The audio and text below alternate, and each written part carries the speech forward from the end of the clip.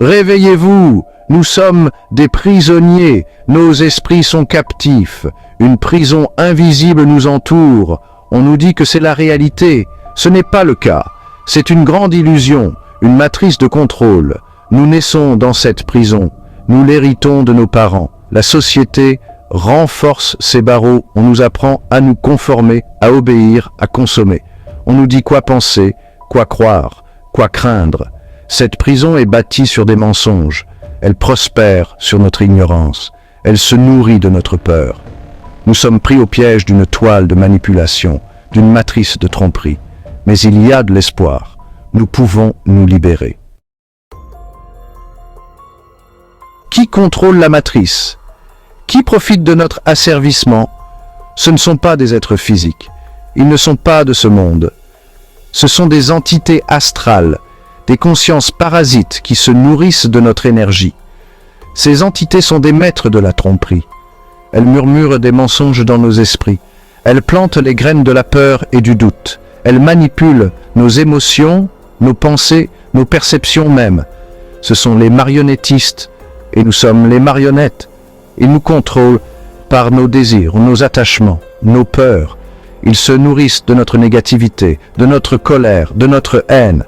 Plus nous succombons à ces émotions inférieures, plus ils deviennent forts.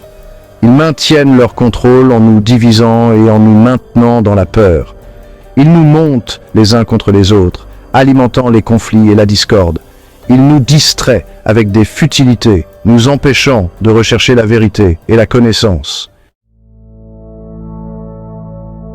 La matrice prospère sur la dualité, vérité contre mensonge, bien contre mal, lumière contre obscurité. Elle nous présente une fausse dichotomie, un choix entre deux illusions. On nous apprend à tout juger comme étant bien ou mal, bon ou mauvais, noir ou blanc, mais c'est un piège. La vérité se situe au-delà de la dualité, au-delà des limites étroites de la programmation de la matrice. Le monde n'est pas noir ou blanc. C'est une tapisserie aux nuances infinies, un spectre d'expérience, mais la matrice veut que nous ne voyions que deux extrêmes, que nous choisissions notre camp, que nous nous battions entre nous. Quatrième partie, se libérer de l'illusion. Le premier pas vers la liberté est la prise de conscience. Nous devons reconnaître la matrice pour ce qu'elle est, une prison de l'esprit, une toile de tromperie. Nous devons remettre en question tout ce qu'on nous a appris, tout ce que nous croyons. Nous devons apprendre à penser par nous-mêmes, à ressentir par nous-mêmes, à faire confiance à notre propre intuition. Nous devons nous libérer du conditionnement, de la programmation, de l'endoctrinement sociétal qui nous maintient en esclavage. La matrice est construite sur la peur. Elle s'effondre face au courage. Nous devons avoir le courage de remettre en question le récit, de défier le statu quo, de rechercher la vérité quel qu'en soit le prix. Le chemin vers la liberté n'est pas facile. C'est un voyage de découverte de soi, d'exploration intérieure, de confrontation avec nos peurs les plus profondes. Mais les récompenses sont incommensurables. La liberté, la vérité et la réalisation de notre véritable potentiel. Cinquième partie, la lumière intérieure. Nous ne sommes pas seuls dans ce combat. Nous avons un puissant allié en nous, notre propre étincelle divine, notre connexion à la source de toute création.